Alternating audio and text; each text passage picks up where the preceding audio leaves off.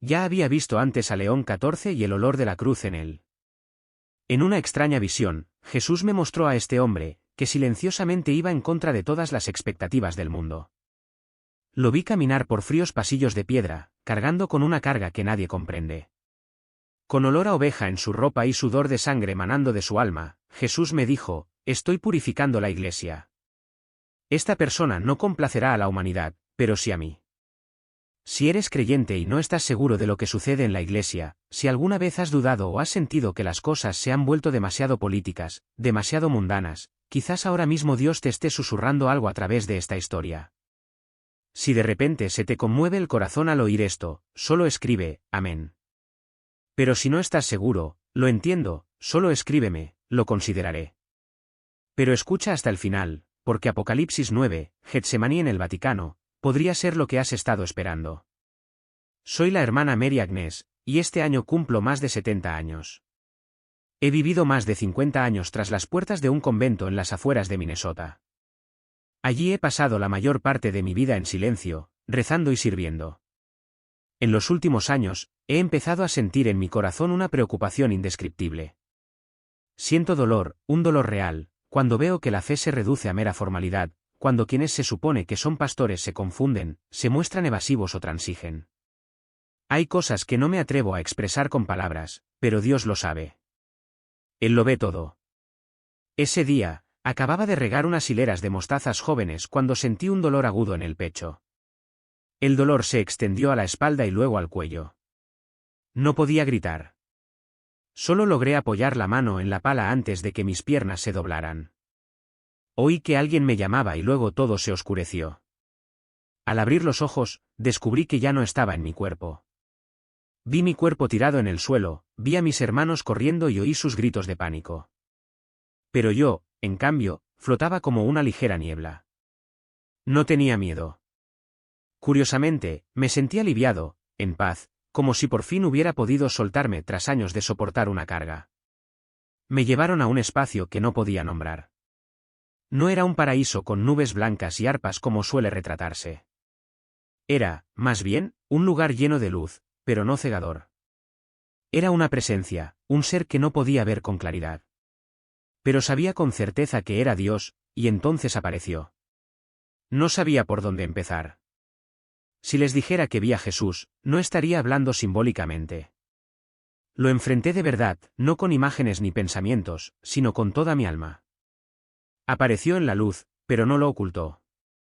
Al contrario, Él es la fuente de esa luz. Es alto, pero no me asusta. Lo miré a los ojos y caí al suelo, no por dolor, sino porque sé que Él lo sabe todo sobre mí. Cada pequeño segundo de mi vida, cada palabra descuidada, cada pequeña acción que parece insignificante, Él lo sabe y aún me ama. Entonces extendió la mano, un gesto gentil, pero sentí que me abrazaba con toda el alma. No lo oí hablar, pero cada pensamiento, cada emoción suya, fluyó en mí como un torrente. Mary, aún no es tu hora de irte a casa. Aún necesito que hagas una cosa por mí. Temblé, no de miedo, sino porque no podía creer que pudiera hacer algo por el Señor. Pero él sonrió. Quiero mostrarte lo que muchos aún no han visto. Mirarás con los ojos del cielo para ver a mis hijos en mi iglesia. Luego debes contar su historia, sin añadir ni quitar nada. Incliné la cabeza y entonces él puso su mano en mi frente. En ese momento, vi una extraña visión que comenzaba a desarrollarse. La contaré en la siguiente parte. Pero permítanme detenerme aquí para preguntarles una cosa: si alguna vez se han sentido indignos, no amados o incomprendidos, por favor, permitan que ese amor los abrace como él me abrazó. Y si alguna vez se han sentido así, por favor, comenten, amén, para que sepa que también viven para la luz. No sé por qué lo veo tan claramente, como si me transportaran a un tiempo lejano que nunca he vivido, pero todo parece tan real que casi puedo oler el aroma de los libros viejos y sentir el calor de la pequeña vela que parpadea en esa habitación. Estoy allí, o más bien existo allí, fuera del flujo del tiempo, junto a Jesús mientras él comienza a mostrarme lo primero acerca del niño al que llama el elegido. En ese momento, apareció un aula sencilla, una mesa de madera larga y oscura, sillas desgastadas con las marcas del tiempo, y la luz que entraba a raudales por la ventana alta, cayendo sobre el frío y gris suelo de piedra. No había nada lujoso ni extravagante, solo solemnidad, concentración y una extraña quietud que envolvía la habitación. Al frente, un joven permanecía sentado en silencio. Su cabello corto y negro, su cuerpo alto y delgado, pero robusto, y su expresión seria creaban una imagen impactante. Su mirada parecía penetrar cada palabra del sermón del anciano profesor, quien leía la Biblia en el atril de madera. El pasaje bíblico de ese día trataba sobre Job, el hombre justo que sufrió. La voz del conferenciante era firme, analizando cada capa del significado teológico del texto. Pero había algo inusual en este joven. Observé con atención. Aquellos ojos, aunque seguían la conferencia, no solo escuchaban. Esa mirada albergaba algo más profundo, algo más lejano, un anhelo indescriptible. Podía presentirlo. Entonces vi con claridad, gracias a la luz del ser que estaba a mi lado, que el mundo interior de aquel estudiante era un mar profundo y tumultuoso. No es duda, ni frío escepticismo.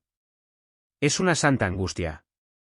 Intenta comprender por qué Dios guarda silencio cuando los justos gimen, por qué el sufrimiento puede ser parte de un plan de amor.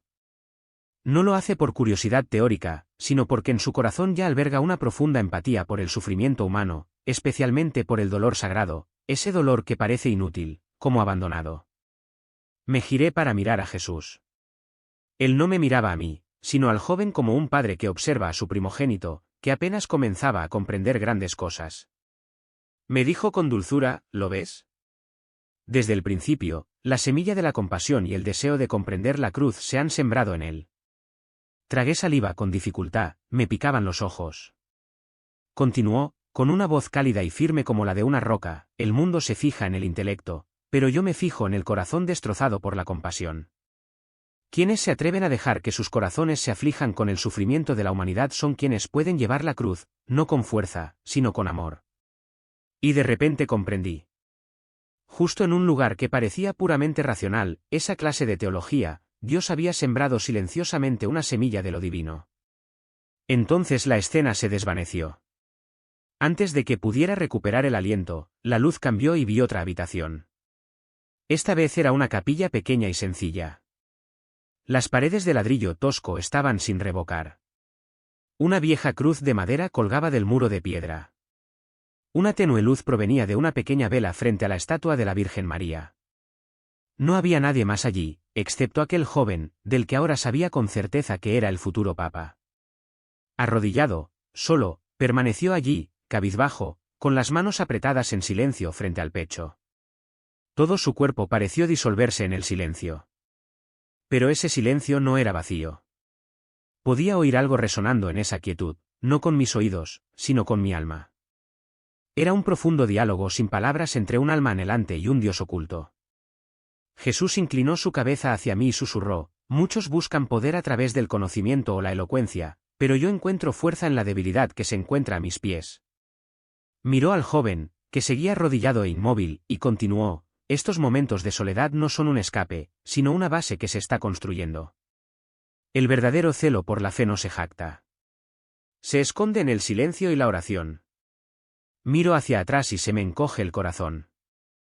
Recuerdo innumerables veces en mi vida en las que también me arrodillé en la capilla durante noches de insomnio, lleno de dudas e impotencia.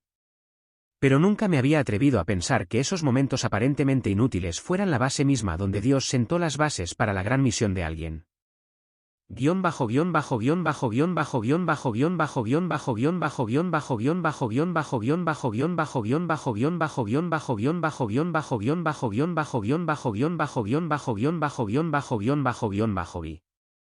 Reescritura detallada y atractiva, manteniendo el mismo contenido.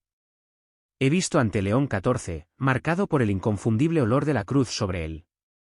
En una visión profunda y misteriosa, Jesús me reveló a un hombre que desafiaba silenciosamente las expectativas y los juicios del mundo que lo rodeaba.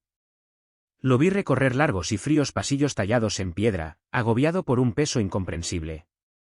Su ropa olía a oveja, y de su alma manaba un sudor mezclado con sangre, testimonio de las dificultades que soportó. Entonces Jesús me dijo, estoy purificando la Iglesia. Este hombre no está aquí para complacer a la humanidad, su devoción es solo para mí. Para aquellos creyentes que se sienten inseguros sobre el estado de la Iglesia hoy, para quienes han dudado o han sentido que la fe ha sido superada por la política o las ambiciones mundanas, quizás Dios les esté susurrando un mensaje a través de esta historia. Si escuchar estas palabras te conmueve profundamente, te invito a escribir amén. Si aún tienes dudas, no te preocupes, simplemente escribe, lo consideraré. Pero te animo a escuchar el mensaje completo, pues las revelaciones del capítulo 9, el huerto de Getsemaní y el Vaticano podrían ser precisamente lo que has esperado toda tu vida. Me llamo hermana Mary Agnes y tengo más de 70 años. He pasado más de 5 décadas viviendo tras las puertas de un convento enclavado en los tranquilos suburbios de Minnesota. La mayor parte de mi vida la he dedicado al silencio, la oración y el servicio humilde. Sin embargo, en los últimos años, una preocupación sin nombre ha comenzado a arraigarse en mi corazón. Es un dolor real y doloroso cuando veo cómo la fe se reduce a un mero ritual, cuando quienes han sido encomendados a pastorear almas se confunden, se muestran evasivos o comprometen su vocación. Hay cosas tan graves que no me atrevo a expresarlas con palabras, pero Dios todo lo ve y todo lo sabe. Un día, después de atender unas hileras de mostazas jóvenes, un dolor agudo me golpeó el pecho. Se extendió rápidamente a la espalda y luego me subió al cuello. No pude gritar. Mi única reacción fue apoyarme con fuerza en la pala antes de que mis piernas se doblaran. Oí que me llamaban, y luego todo se oscureció. Al abrir los ojos, ya no estaba atada a mi cuerpo físico. Me vi tendida en el suelo, mientras mis hermanas corrían a mi lado, con voces alarmadas. Pero yo flotaba, ligera como la niebla, sin miedo. De hecho, sentí una paz inesperada, una liberación de una carga que había llevado durante tantos años. Me guiaron a través de un lugar que no podía nombrar, no un cielo lleno de nubes y arpas, como algunos imaginan, sino un reino bañado por una luz suave y radiante. No era cegador, sino sereno. Había una presencia allí, un ser cuya forma no podía discernir del todo, pero sabía con certeza que era Dios. Y entonces apareció. Me costó encontrar las palabras, pues si digo que vi a Jesús, no hablo metafóricamente. Realmente estuve ante él, no en imágenes ni pensamientos fugaces, sino con cada fibra de mi alma. Él permanecía en la luz, no oscurecido por ella, sino como su fuente. Aunque alto, no me asustaba. Sostuve su mirada y caí al suelo, no por debilidad, sino porque comprendí que él conocía cada detalle de mi vida. Cada momento, cada palabra descuidada, cada acto aparentemente insignificante, él lo sabía todo, y aún así, su amor permanecía inquebrantable. Extendió su mano con ternura y sentí mi alma envuelta en un abrazo de ternura infinita. Sus palabras no fueron pronunciadas en voz alta, pero sus pensamientos y emociones fluyeron en mí como un suave torrente. María, aún no es tu hora de volver a casa. Aún tienes una misión. Temblaba, no de miedo, sino de incredulidad ante la posibilidad de que yo, un humilde siervo, pudiera recibir una tarea del Señor mismo. Sin embargo, sonrió y dijo, quiero revelarte lo que muchos aún no han visto. Contemplarás con ojos celestiales a mis hijos en la iglesia, y debes compartir su historia tal como es, sin alteraciones. Incliné la cabeza en señal de sumisión. Entonces, él puso su mano sobre mi frente y una extraña visión comenzó a desplegarse ante mí. Compartiré más sobre esto en la siguiente parte, pero por ahora, te pido, si alguna vez te has sentido indigno, no amado o incomprendido, permite que su amor te abrace como me abrazó a mí. Si te identificas con esto, por favor escribe amén para que sepa que tú también vives para la luz. No sé por qué esta visión me llega con tanta claridad, como si me transportara a una época que nunca viví, pero los detalles se sienten vívidos y reales. Casi puedo oler el aroma de libros viejos y sentir el calor de una vela parpadeante en una habitación pequeña y silenciosa. Me quedé, o más bien existía, fuera del flujo del tiempo junto a Jesús mientras él comenzó a mostrarme el primer vistazo del niño al que él llama el elegido. De repente, apareció un aula modesta. Una larga mesa de madera oscura se extendía ante sillas desgastadas, marcadas por el paso del tiempo. La luz se filtraba por una ventana alta, cayendo sobre el frío y gris suelo de piedra. La habitación no albergaba lujos, solo solemnidad, concentración y una profunda quietud. Al frente, un joven permanecía sentado en silencio. Su cabello corto y negro, su figura alta pero robusta, y su semblante serio llamaban la atención. Su mirada parecía penetrar cada palabra del sermón pronunciado por un profesor anciano, quien leía la Biblia desde un atril de madera. El pasaje bíblico de ese día era la historia de Job, el hombre justo que sufrió. La voz del profesor era firme y reflexiva, desentrañando las capas del significado teológico. Pero algo en el joven era inusual. Su mirada, aunque fija en el profesor, no se limitaba a escuchar. Albergaba un anhelo más profundo y distante, un anhelo indescriptible. Lo percibí profundamente. El ser que estaba a mi lado iluminó el mundo interior del joven, revelándolo como un mar embravecido. No se trataba de una simple duda, ni de un frío escepticismo. Era una angustia sagrada, una lucha por comprender por qué Dios guarda silencio cuando los justos gimen, por qué el sufrimiento se entrelaza con un plan de amor. No se trataba de mera curiosidad intelectual. En su corazón albergaba una profunda empatía por el sufrimiento humano, especialmente por aquel que parece inútil y abandonado. Miré a Jesús. Él no estaba concentrado en mí, sino que observaba al joven como un padre observa a su primogénito cuando empieza a comprender grandes misterios. Me dijo con dulzura, ¿lo ves? Desde el principio, la semilla de la compasión y el deseo de comprender la cruz fueron sembrados en él. Tragué saliva con dificultad, con lágrimas en los ojos. Jesús continuó, con voz firme y firme, el mundo valora el intelecto, pero yo miro el corazón destrozado por la compasión. Quienes permiten que sus corazones se aflijan por el sufrimiento de la humanidad son quienes pueden llevar la cruz, no con fuerza, sino con amor. De repente, comprendí. En lo que parecía un lugar puramente racional, el aula de teología, Dios había plantado silenciosamente una semilla divina. La escena se desvaneció, antes de que pudiera respirar, la luz cambió de nuevo. Ahora estaba en una capilla pequeña y sencilla. Paredes de ladrillo toscas y sin revocar rodeaban el espacio. Una vieja cruz de madera colgaba del muro de piedra. Una pequeña vela parpadeaba ante una estatua de la Virgen María. No había nadie más que el joven, que ahora sabía que era el futuro papa. Estaba arrodillado, solo, con la cabeza gacha y las manos apretadas en silencio ante el pecho. Todo su ser se disolvió en el silencio. Pero este silencio no era vacío. Le hablaba al alma, una conversación profunda y sin palabras entre un espíritu anhelante y un Dios oculto. Jesús se inclinó hacia mí y susurró, muchos buscan poder a través del conocimiento o la elocuencia, pero yo encuentro fuerza en la debilidad que se encuentra a mis pies. Miró al joven, que seguía arrodillado e inmóvil, y dijo, estos momentos de soledad no son escapes, sino los cimientos que se están sentando. El verdadero celo por la fe no se jacta, se esconde en el silencio y la oración. Al reflexionar sobre mi propia vida, se me encogió el corazón. Recordé incontables noches sin dormir, arrodillado en capillas, lleno de dudas e impotencia. Nunca imaginé que esos momentos, aparentemente tan desperdiciados, fueran la base misma sobre la que Dios prepara a alguien para una gran misión. Volví a mirar a aquel joven. Todavía era estudiante, aún sin título. Pero a la luz de Dios, vi que tras su figura solitaria se extendía una puerta abierta que conducía a la cruz. Sabía que no era solo la preparación para ser sacerdote, sino la preparación para un pastor que tendría que llevar la cruz por toda la iglesia. Entonces la escena cambió de nuevo, y el tiempo me alejó aún más rápido. Ante mí, vi a un joven sacerdote, antes un niño en una clase sencilla, ahora con las vestimentas sacerdotales, con una expresión pensativa. Lo vi de pie en una pequeña habitación, con la tenue luz de la ventana contrastando el brillante camino de la erudición y el importante ministerio, con el desafiante y oscuro camino en las empobrecidas afueras. Te veo reflexionando, con tu mano tocando suavemente un pequeño mapa de una tierra lejana, con los ojos llenos de un profundo conflicto interior. Por un lado, están las dulces tentaciones de la gloria y el estatus dentro de la iglesia. Por el otro, los llantos angustiados de las almas empobrecidas y abandonadas que viven en las sombras de la sociedad. Ese contraste me hace sentir la angustia no solo en mis pensamientos, sino en cada fibra de mi ser, en cada latido de mi corazón.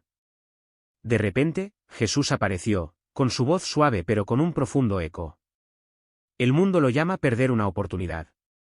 Mi iglesia a veces también lo ve desde esa perspectiva mundana, percibiéndolo como un sacrificio.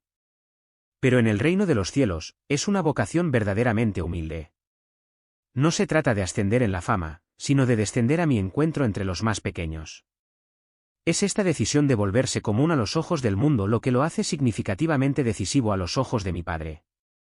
En ese momento, sentí una sensación de paz a su alrededor, como si todas sus luchas se hubieran disuelto por una convicción sagrada. La firmeza de un corazón invitado a recorrer el camino de la cruz del buen pastor. La siguiente escena se traslada a una tierra agreste donde el polvo lo cubre todo. Veo casas ruinosas que sobresalen, con cicatrices de guerra profundamente grabadas en las paredes agrietadas.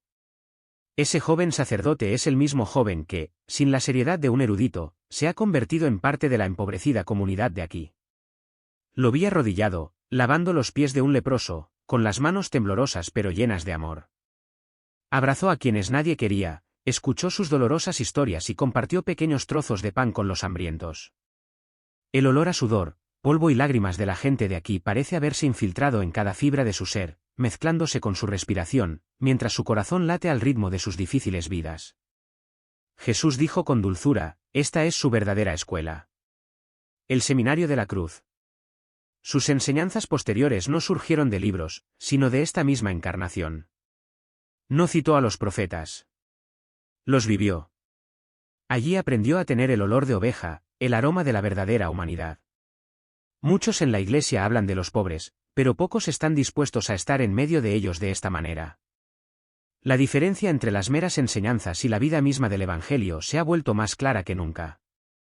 El silencio y la quietud de aquellos días arduos son la base sólida para la misión pastoral venidera, una misión que no solo enseña, sino que también vive con y para los más pequeños del pueblo de Dios. Y entonces la luz me envolvió de nuevo, devolviéndome la escena al presente. Todavía recuerdo con mucha claridad ese momento.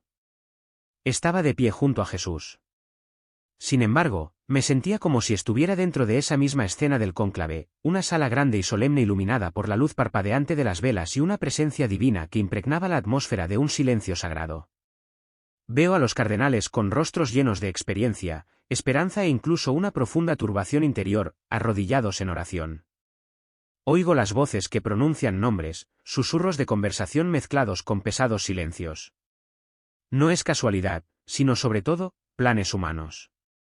Siento un flujo invisible del Espíritu Santo fluyendo silenciosamente entre ellos. Y entonces llegó ese momento. Lo llamaron. Me quedé paralizado, no por sorpresa, sino porque la forma en que todo se desarrolló era demasiado distinta de la lógica terrenal. No era el famoso cardenal, ni la persona mencionada en la prensa, ni alguien con poderosos aliados en la curia, sino aquel a quien he seguido en visiones, aquel que abandonó el camino de la fama para adentrarse en la tierra polvorienta. El que ha tocado cuerpos inmundos y sufrientes y ha permanecido entre los olvidados del mundo. Te vi entonces, sentado en silencio en la fila de asientos. Al anunciar tu nombre, nadie inclinó la cabeza. No hubo sonrisas, ni estremecimientos, ni llantos, ni exclamaciones de sorpresa ni temblores. En cambio, había una extraña quietud, como si todo el ruido del mundo se hubiera ahogado por un instante.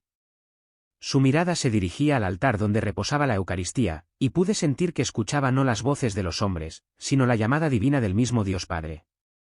Jesús está a mi lado sin necesidad de señalar, sin necesidad de dar explicaciones. Habla con dulzura y una profunda dulzura. Esta no es una estrategia humana. Es el aliento del Espíritu, libre y misterioso. El mundo analiza el poder, las alianzas y la geopolítica. Pero yo elijo a los más débiles, a los más ocultos, para revelar mi fuerza. Esta carga no es la gloria mundana. Es la cruz que se nos impone. Lo he preparado en silencio. Ahora lo coloco en el centro de la tormenta. Me estremecí. El centro de la tormenta. He visto lo que te espera, las visiones no escritas, las tormentas que acechan a la Iglesia. Y entiendo por qué es tan importante ese profundo silencio en el momento de la elección. No lo ves como una recompensa. No te consideras elevado a un alto trono. En la mirada serena del Señor, veo a un pastor que recibe un rebaño lleno de heridas, un sacerdote pobre de una tierra pobre. Ahora, colocado en una posición de gran poder, no para ejercer autoridad, sino para abrazar la cruz en nombre de todo el pueblo de Dios. En ese momento, ya no miraba solo con ojos humanos. Vi lo que los ojos desnudos no podían ver. Tras la sencilla tela blanca se encontraban las heridas aún por sanar. Heridas de aquellos a quienes enterraste sin ataúdes. Heridas de noches de insomnio por el llanto incesante de un niño hambriento. heridas de gritos, decepciones y desesperación de las almas abandonadas. Y todas esas heridas se estaban convirtiendo en las marcas sagradas de tu alma, un futuro papa. Aún lleva el corazón de un pobre cura callejero. Me volví hacia Jesús y solo pude pronunciar una frase: lo sabías de antemano. Él sonrió, pero su mirada era profunda e interminable. No solo sabemos, sino que hemos elegido, y seguimos eligiendo este camino. Incluso hoy, sigo eligiendo lo que el mundo rechaza. Una verdadera vocación siempre va a contracorriente de la gloria mundana. Son esas almas que aceptan el olvido las que más recuerdo. Y entiendo que ese voto no empezó en el cónclave, sino en aquellos primeros días cuando limpiaron la sangre de ese pequeño pueblo. Desde el momento en que dijeron sí a una vida que el mundo llama una oportunidad perdida. Desde aquellas noches oscuras sin electricidad, sin agua potable, sin nada más que la presencia de Dios y de personas maltratadas.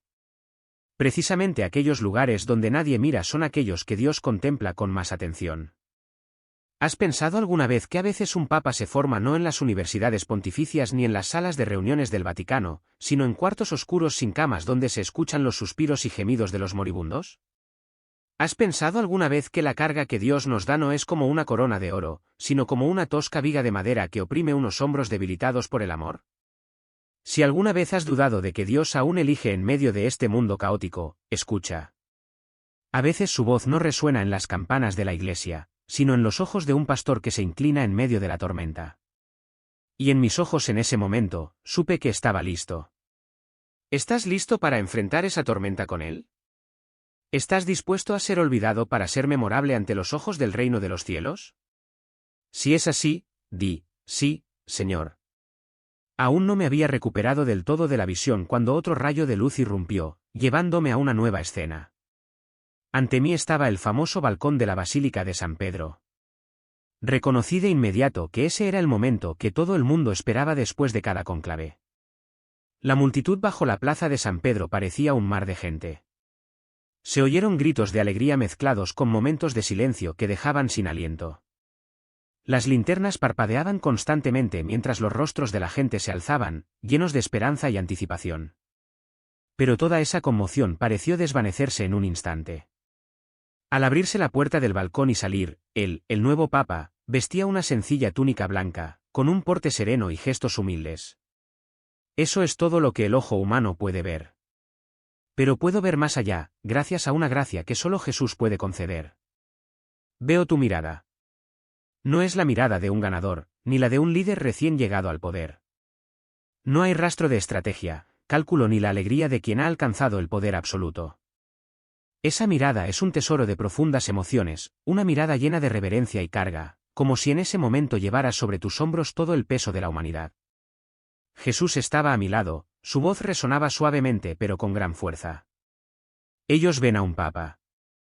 Yo veo a un hijo siendo conducido al Gólgota de la historia. Y me estremecí. Cada palabra me desgarraba el corazón. No baja la mirada como un rey a sus súbditos. Mira a cada persona de la multitud como si fueran historias vibrantes. Puedo ver claramente en su alma el rostro de la viuda pobre del campo de refugiados donde una vez sirvió, los ojos temerosos de un niño maltratado, las manos temblorosas de un prisionero arrepentido. Cada alma es un mundo que ha tocado, uno que ha llevado en su corazón. Y ahora todo esto se convierte en una carga sagrada que recibe en el balcón de San Pedro. Jesús susurró, esa mirada no es la mirada de un gobernante, sino la mirada de un pastor que se reconoce también como cordero. Sentí una emoción sagrada que me recorría el cuerpo, haciéndome querer arrodillarme en medio de la visión. Comprendí que ese escalofrío no se debía a la grandeza externa, sino a una verdad mayor que se estaba revelando. La misión papal no es un trono, sino la cruz, continuó el Señor. El escalofrío sagrado que sentiste en ese momento es la verdad. Este papado no será fácil.